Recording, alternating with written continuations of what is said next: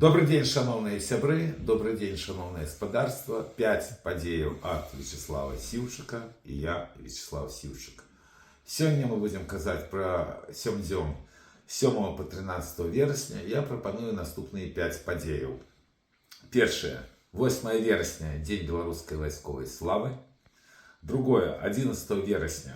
Героичный чин Миколы Статкевича падчас депортации 38 белорусских политвязней и 14 замежников с Беларуси в Литву. 12 вересня. Початок войсковых маневров Захад 2025 и закрытие межи с Беларусью и Польшей. 10 вересня. Забойство Чарльза Кирка. И апошняя падзея 7 вересня. 140 годов с дня народжения Палуты Бадуновой. 7 вересня. День памяти Левона Карася. 11 вересня – День памяти Константина Острожского. И 11 вересня – День памяти Юрася Хадыкі. Шановні сябры, еще раз маю гонор повіншаваць вас, хоть уже и пасля падзеі, с великим святом, Днем белорусской войсковой славы, 8 вересня. Гэты дзень абавязкова будзе в державном календарі вольнай Беларусі. Гэта не только перамога войскаў на чале с Кастусем Острожским в 1514 годзе под Воршай, але ж гэта яшчэ 8 вересня 1992 года, калі 2000 беларусаў прынялі прысягу на вернасць Беларусі на плошчы Незалежнасці, акцыя, якую арганізаваў Беларускі народны фронт адраджэння на чале з Зеноном Пазняком і беларускае згуртаванне вайскоўцаў на чале з Міколом Статкевічам. Зараз вельмі цяжка, жахлівы час, але будзе будучыня ў беларускага народа, а калі будучыня беларускага народа будзе, то абавязкова 8 вересня заўжды будзе дзяржаўным святам. Гэтыя дні беларускай вайсковай славы былі вельмі неадвытныя да диктатуры Александра Лукашенко в Беларуси. Мусіць, это была самые величные великие уличные акции Белорусского народного фронта в период незалежности Беларуси. Акции проводились и в замежжы заўжды. Например, во Львове по инициативе Руха Солидарности разом яны проводились с 2011 года, штогод. В іншых краінах и городах адбывались акции и теперь, конечно, не в том формате, как трэба, але ж у нас возникают абсолютно идиотские идеи, и Бастион Беларусьчына, наша Нива, надрукавал артикул достатково идиотский об тым, ці наогул трэба День беларускай вайсковай славы. И он не только потребный, и он просто необходный белорусскому народу, калі только мы хотим, каб Беларусь была вызволеная. А Беларусь вызволится. И якраз перемога и на Крапивинском поле, а заўжды Олесь Пушкин был між тых людей, які были основными организаторами акции на Крапивинском поле. Так вот, тая перемога даст натхнення моладзі беларускай для того, каб уратаваць краіну. Каб был и далей День белорусской войсковой славы. Свой до своего по свае. Шановные сябры, калі ласка, дапамажыце моему YouTube каналу. Калі ласка, распаўсюджвайце информацию, что такие YouTube каналы есть. Калі ласка, комментуйте, калі ласка, ставьте лайки. Калі ласка, задавайте пытанні. Ну и может быть самое галоўнае сёння, кто можа, акажыце, калі ласка, фінансавую дапамогу. Гэта можна зрабіць па першай спасылцы под гэтым відео. Свой да свайго па свае. 11 вересня героичный чин Миколы Статкевича под час депортации 38 белорусских политвязней и 14 замежников с Беларуси в Литву. 11 вересня досыць нечакана для ўсіх была вызвалена дастаткова великая колькасць беларускіх палітвязняў, але ж праз вельмі ганебную формулу, бо людей выкідаюць за мяжу, частку з іх нават без дакументаў. Ніхто з гэтых людзей не маюць на руках аніякіх юрыдычных актаў, якія бы сведчылі пра іхняе вызваленне. В принципе, это так само есть формат рэпрэсій, але ж в звязку з тым, што в Беларусі тэрор і рэпрэсіі ўжо больш 5 гадоў, в звязку з тым, што ў свеце на гэта не звяртаюць увагу, чым карыстаецца лукашэнкаўская банда, што нават тое, што проста людзі акажуцца не под уладой лукашенковской банды, не в турмах, это уже великое достижение. Особливо коли лічыць, что паміж тых, кто был депортованы в Литву, вельмі шмат моих особистых знакомых, побратимов по борьбе с лукашенковской банды, людей, которых я заўсёды поважаю и вельмі рады, что яны сёння не под владой лукашенковских вертухаев. Але ж эта схема чым вельмі кепская. Тое, што амерыканцы дамаўляюцца з Лукашэнкам і Габ'ём о депортації беларусаў па-за межы Беларусі, маюць яшчэ такія наступствы, што такім чынам легімітызуецца ўнутры краіны ўлада злачынцы Лукашэнкі. Гэта найбольш небяспечна цяпер, бо увесь гэты тэрор і рэпрэсіі, які абрынула банда на беларускі народ уже 5 гадоў, маюць под собой канчатковую мэту. Вот як выбарчы фарс 2020 года меў одну только палітычную мэту, это глубокая интеграция Беларуси в Россию и то, как российские войски пошли на Киев праз территорию Беларуси, то теперь стало яшчэ горш, потому что гэты тэрор и палітычныя рэпрэсіі, якія ніколі не былі в Европе уже 50 гадоў, ён мае толькі одно под собой обоснование. Таким чином, лукашенковская банда рыхтуется до войны, до того, что она загонит белорусов на войну за московские интересы. Война это уже навряд ці будзе региональная, это хутчэй за ўсё мы кажам про Третью сусветную войну. С исторического досведа мы знаем, что первые две сусветные войны забивали по несколько миллионов белорусов. Тому, на великий жаль, все гэтыя перамовы, яны мало того, что мы не ведаем, что там добавляются, а все больше и больше сведчанняў, что там разглядаются и грошовые интересы Лукашэнкі, бо он просто з'яўляецца, кроме всего іншого, олигархом, у него шмат грошовых интересов. Так вось, гэта все может каштаваць беларускаму народу зноў-таки миллионов забітых беларусаў, потому что пакуль няма аніводнай палітычнай схемы, якая задавальняла бы якраз беларускі народ. Тому подвиг Миколы Статкевича, які практично не маючи для этого ніяких магчымасцей, паламаў схему Лукашэнкі, вельмі велічны. Сапраўды, гэты акт асабістай мужнасці ён увойдзе в гісторыю Европы як прыклад барацьбы з таталітарызмам, прыклад барацьбы за нацыянальныя інтарэсы. Я вельмі ўсцешаны тым, што беларускі народ мае такого лидера, як Микола Статкевич. Ніхто не ведае, што зараз з ім. Я вельмі хацеў бы, каб дыаспора все-таки выканала свои функции и зрабіла магчымае и немагчымае дзеля того, каб уратаваць от лукашэнкаўскай неволі лидера беларускай оппозиции Миколы Статкевича. И абсолютно я лічу невыпадковым тое, што гэтая падзея адбывалася якраз пасля Дня беларускай вайсковай славы, бо калі мы кажам про Миколу Статкевича, мы заўсёды не павінны забывацца, што ён вайсковец, што ён офіцер, што ён чалавек, які быў якраз ініцыятарам прысягі беларусаў на вернасць Беларусі 8 верасня 1992 года.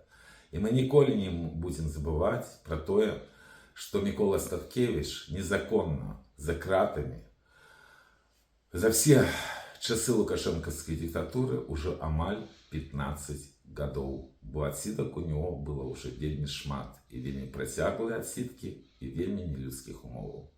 Таму трэба беларусам дзякаваць за тое, што наш народ здольны был нарадзіць Миколу Статкевича. Есть такі ў Беларусі лідар, і змагацца за вызваленне его. Бо змагаясь за вызваление Статкевича, мы змагаемся за вызваление Беларусі. И так мусіць быць. 12 верасня пачатак лукашэнска-расійскіх манёвраў з захаду 2025. Гэтыя манёвры мусяць быць до 16 верасня, 17 верасня уже не павінны іх быць. Вось, і адначасна это закрыццё мяжы Польшай закрыццё мяжы з Беларусі. Ну, тут трэба сказаць яшчэ пра адну падзею, бо калі пра манёвры ведалі здаўна, вось, нават пра закрыццё мяжы была абвешчана за некалькі дзёнаў прэм'ер-міністрам Польшы Дональдам Тускам, то адбылася яшчэ адна падзея, якую ніхто не анансаваў. 10 верасня напередадні манёвраў была атакавана Россией Польша беспилотниками, минимум 19 беспилотников атаковали Польшу. Я цалкам это звязываю менавіта з вайсковымі манёврамі, якія распачаліся крыху пазней. І я думаю, што гэта была такая комплексная праверка і Польшы, і НАТО, России на той, наколькі сёння здольна НАТО супрацьстаяць расійскай экспансіі, в першую чаргу не в Польшу, а в краіны Балтыі. То, что я ведаю, я карыстаюсь только открытыми крыніцамі, у меня няма упэўненасці, што іспыт гэты і блок НАТО, і Польша здалі. Паглядзім, што будзе далей. Але все гэтыя рэчы абсалютна не выпадковыя. Падкрэслю, што польскі бок афіцыйна пацвердзіў, што лукашэнкаўскія вайсковыя службы, генштаб, напрыклад, яны дапамагалі Польшы отразіць атаку расійскіх дронаў.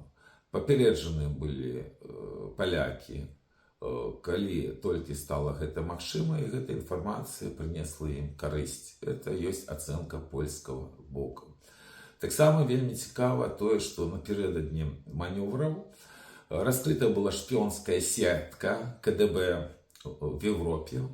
Чехія, завербаваны был супрацоўнік былы спецслужбаў Молдовы, дзейнічалі агенты в розных краінах, в тым ліку і в Польше. Таму адбыліся дэпартацыі дыпламатаў з Чехіі і Польшы і арышт агента в Польше, які адначасна быў уже прадстаўніком вот этой новой апозіцыі, якая ўзнікла в выніку 2020 года, был активистом, арыштаваны агент и паспалітвага рушэння, якого ствараў Сахашчы, калі ён еще был при Тихановской. И гэтае рушэнне пасля ачоліў Бульбу, и ён же его закрыл. Тут таксама нічога выпадковага няма, але ж в звязку з тым, што да гэтага знік адзін з дзеячоў уже новой апозіцыі Котаў, которого так само оппозиции вельми тяжко назвать, на самом деле, вся его оппозиционная деятельность, тоже, когда он приехал в Польшу. Так вот, возникает такое питание. Вот Котова выслали в 2015 году поляки, они помылились. Ці поляки помылились, когда давали ему притулок уже после подій 2020 года, до яких Котов натурально не имел никакого дочинения, бо працевал на Лукашенко, и весь его подвиг тем, что он сдал ключи от своего службового кабинета и от сейфа, и свое посведчение лукашенковскому режиму. В той час, як белорусы гинули на улицах розных городов за свободу и незалежность своей краины. Так вот, калі польские улады допустили помылку. Это питание вельмі цікавое, бо таких Котовых зараз натыркали достаткова шмат. Яны все мацнее и мацнее пачинают поднимать голос, бо их позбавил Трамп довольствия, то есть грантов, им треба выживать, они захопили практично всю простору. Тому питание, такое достатково справедливое. И про это питание так само можно поглядеть на то, что никто не ведает, чым закончатся маневры Захад 2025. Відавочна, что отпрацовываются варианты атаки на краіны Балтии, в приватности на Литву, на Польшу. Зноў-таки размова ідзе о так званом Сувалкаўском коридоре. Гэта шлях з Беларусі на Калининградскую область, якая з'яўляецца анклавом России. Хотел бы нагадать, что про Сувалкаўскі коридор размова ідзе уже добрых 2 десятка годов, и мы, белорусская оппозиция, заўсёды в Беларуси протестовали и проводили вулічныя акции супраць гэтых лукашэнкаўска-расійскіх манёвраў.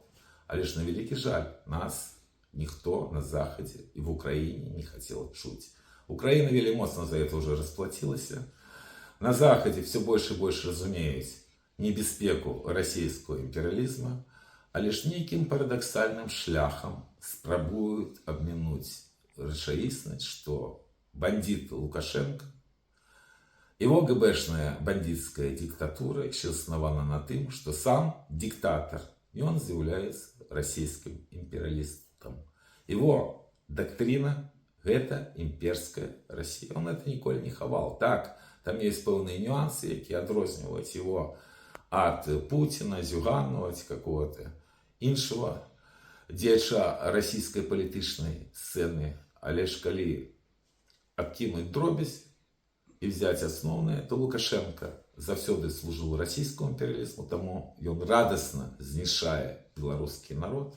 И еще до того, как Путин пришел до влады, он уже рыхтовался до войны на Заходе. И рано ці поздно такая война отбудется, калі толькі не з'явятся силы, якія здольны будут скинуть тое ярмо шыі белорусского народа, яким з'являецца лукашенковская КБшная банда. 10 вересня в Злучених Штатах Америки адбылося палітычнае забойство Чарльза Кірка. Шмат было вельмі палітычных забойстваў, в тым ліку Злучених Штатах Америки.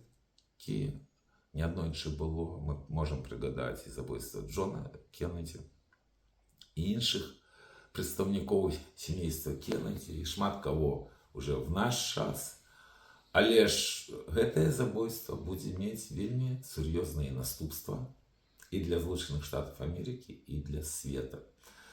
Это связано с тем, что нема покуль отказа тым зменам, які адбыліся на Захадзе на працягу апошніх 3 дзесяцігоддзяў. Я асабіста лічу, что тая доктрина идеологичная, якая там запанавала, якую называют леволиберальной, назов абсолютно недокладной, что это не большевизм. Потому что шмат что засновано там менавіта на працах и выказываниях Ленина, Троцкого, в той же Калантай. Я коротко просто нагадаю, что была откинута Декларация прав человека и вырашана было дать переваги меньшостям, розным меньшостям, сексуальным, расовым, религийных, меньшостям для европейской цивилизации, якая досягнула вельмі великих поспехов. И в выніку атрымалась такая незабаўная рэч, бо сама доктрина не была сфармулявана, что борьба з ёй и ідэалагічная борьба – это еще пытанне будучыні. Я не ведаю, якім чынам Злученыя Штаты Америки, тем больше Европа, где все насквозь прошито зараз необольшевизмом, вот, выйдуць з того эксперимента, які адбываецца зараз. Так вось, Забіты – это был молодый консервативный политик, які замест того, каб мець нейкія свои асабістыя амбиции и займать некие посады, и он поставил свою задачу менавіта змагаться с этой новой идеологией, с этим экспериментом. Рабіў ён гэта тым, што быў засноўнікам некалькі арганізацый маладзёвых кансерватыўнага плана, і тым, што праводзіў публічныя дыскусіі, дзе кожны мог прыняць удзел, задаць пытанні, на якія ён адказваў. Прычым это быў яшчэ дастаткова малады мужчына. Ну, у мой час, калі я быў сам маладым, уже не вельмі лічыўся маладым, але ж ему было только 31 год. По сённяшняму глобальнаму свету, где адбываецца старэнне насельніцтва вельмі імкліва, так і наогул моладзь. Ён меў жонку, 2 дзяцей, такі вось слепак амерыканскай мары. І забіты быў ён якраз падчас того, як выступал во с университетом Юты. Был не только прихильником Дональда Трампа, есть его великая заслуга в том, что Трамп выиграл выборы в его родном штате, бо там это один из штатов, яких и стался. И наогул аналитики лічат, что то, что 46% моладзі проголосовало за Трампа, в этом великая особистая заслуга как раз и Забитого политика.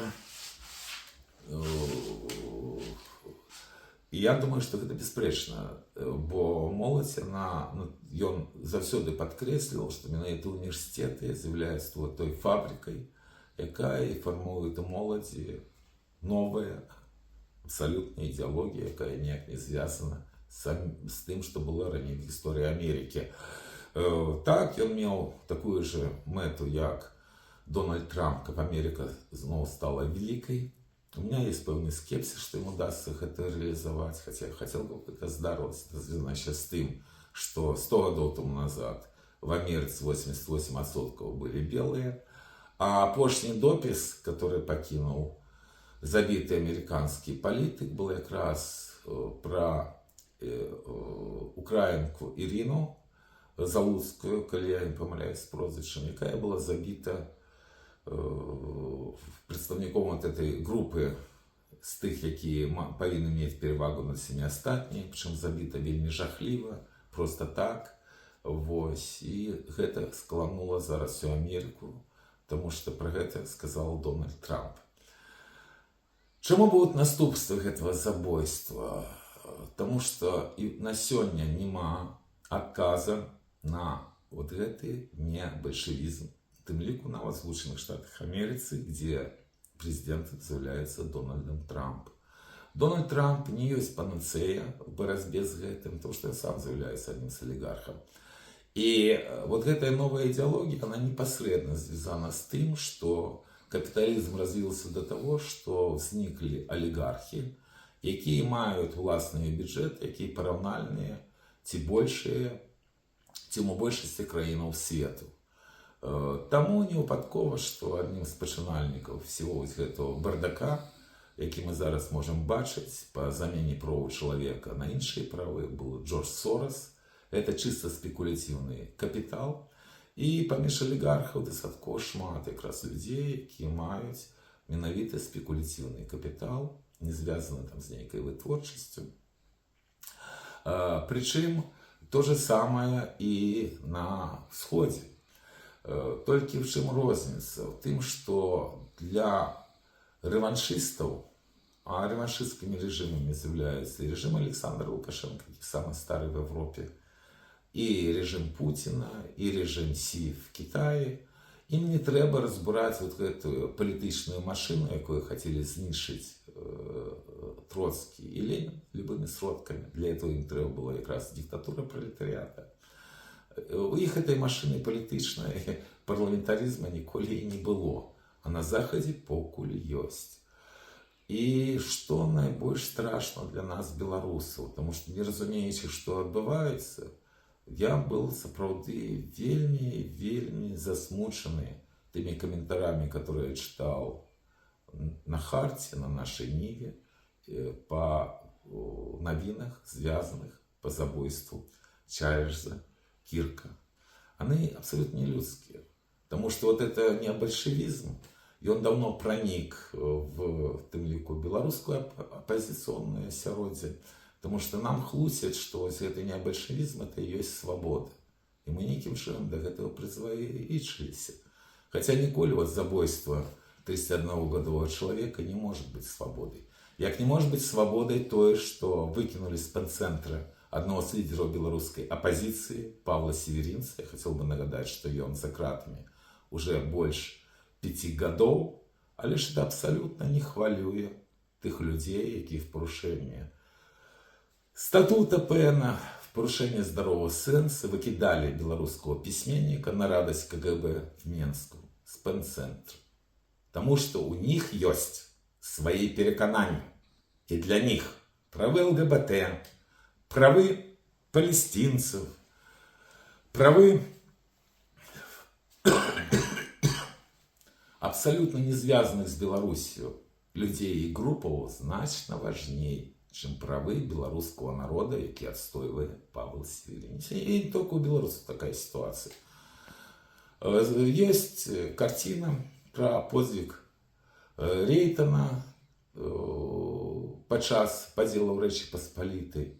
И там активистка, вельмі прыгожая полька, оголила свои груди за Палестину. Теперь. Там еще шмат патрабаванняў.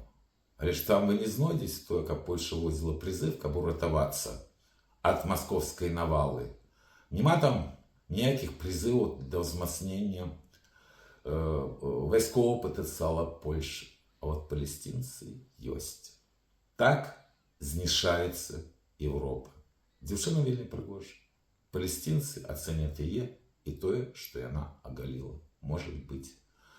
Але забойство в штате Юта, оно все равно, хутчэй за все, примусить сконсолидоваться тем людям, которые стоят супраць необольшевизма, и, магчыма, будет сформована доктрина, в тым ліку и на спадчыне забитого американского политика. Вельмі моцны был эмоцыйны выступ вдовы, але ж нават его высмеяли читачи нашей Нивы. По такі час. Свой до свайго па свае. Шановныя беларусы Варшавы, запрашаю вас 21 верасня у нядзелю о 14 гадзіне да помніка Каперніка на традыцыйную штотыднёвую акцыю беларусаў Варшавы. Будзьма разам, свой да свайго па свае. Ну і пятая, апошняя навіна. Тут вельмі шмат дат і дзеячоў, мы паспрабуем вельмі лаканічна выказацца. 7 верасня 140 гадоў з дня нараджэння Палуты Бадуновай. Это выбітнейшая дзеячка беларускага нацыянальнага адраджэння, настаўніца, якая займала дзяржаўныя пасады в Радзе Беларускай Народнай Рэспубліцы, якая была расстраляна бальшавікамі. Для меня вельмі важно то, что Лариса Широкова, белорусская журналистка, белорусская дзеячка, якую я вельмі поважаю, якую я ведаю, она уже в Литве, она уже на свободе. Хотя она вельмі разгубленная, бо натурально все жыццё ее связано с Беларусью, она вельмі хотела бы быть дома. Вот именно Лариса Широкова, и она играла роль Палуты Бадуновой, мусіць в адзіным фільме, который ёсць про гэтую великую беларускую дзеячку. Прыгадвайце про яе, читайте, что она поспела зрабіць в своем жыцці. И в гэты же день, это день памяти Левона Карася, які знік в 1954 году, это супрацоўнік Радио Свободы, хутчэй за все был просто забіты ГБшной агентурой. По официальной версии знік, як зніклі шмат хто з беларусам в жахлівым 20 стагоддзі. Вельмі добра, што хоць перыядычна пра гэтага беларускага патрыёта кажуць. Ён уваходзіў в так званую 12-ку, это былі беларуская моладзь, якая прыняла вернасць Беларусі, і яны працавалі в шахце нават, каб мець грошы, каб змагацца далей за Беларусь. Я лічу, что он был забитый ГБшной агентурой. И вельмі хотел бы, как это имя так само не было выкреслено с памяти белорусов. Ну и есть дата 11 вересня, якая собой, окромя всего іншого, лучить героичное минулое и героичную сучасность. Бо 11 вересня это день памяти Костуся Острожского. А я хочу нагадать, что праз 5 годов уже в 2030 году будет 500-годдзе, калі гэты великий дзеяч своего часу закончил земное жыццё. Про Костуся Острожского мы згадываем весь час. Я ганаруся тем, что я проводил акции не только 8 вересня, а лишь и другие даты, присвеченные якраз перамогам Костуся Острожского, бо он был вельмі талентавіты вайсковец і военачальнік. І ніколі не трэба забываць, што менавіта дзякуючы гэтаму выбітнаму гістарычнаму дзеячу, вот эта всходняя орда пришла на наши земли на некалькі стагоддзяў пазней, чым могла прыйсці. Таким чынам нам дали час, нам дали шанец выжить, и мы выжили. И так само 11 вересня это день памяти Юрася Хадыкі, одного из лидеров белорусского адраджэння найноўшага часу, одного из кіраўнікоў Белорусского народного фронта адраджэння, моего подельника по криминальной справе 1996 года, одного из первых политвязнёў Беларуси, человека, якого я натуральна вельмі добра ведаў, які зрабіў бліскучую навуковую кар'еру шэфчыцы Советского Союза, он был вельмі вядомы фізік. Вельмі внесок великий его и в деятельность Белорусского народного фронта. Он был абраны яшчэ на першым установчым з'їзді БНФ наместником старшини БНФ. Ось, был я и на поховании у праха на Чижовских могилках. В 2016 году були опошні годы свого життя, і він вже проводив в сім'ї свого молодшого сина, який емігрував в Америку. Такий був шлях этого відомого білоруського діяча, которого так само пригадуєте білоруси, бо він змагався за Білорусь. Змагався для того, как Беларусь не только выжила, а что Беларусь была нормальной европейской державой. И так колись будет. Живе Беларусь!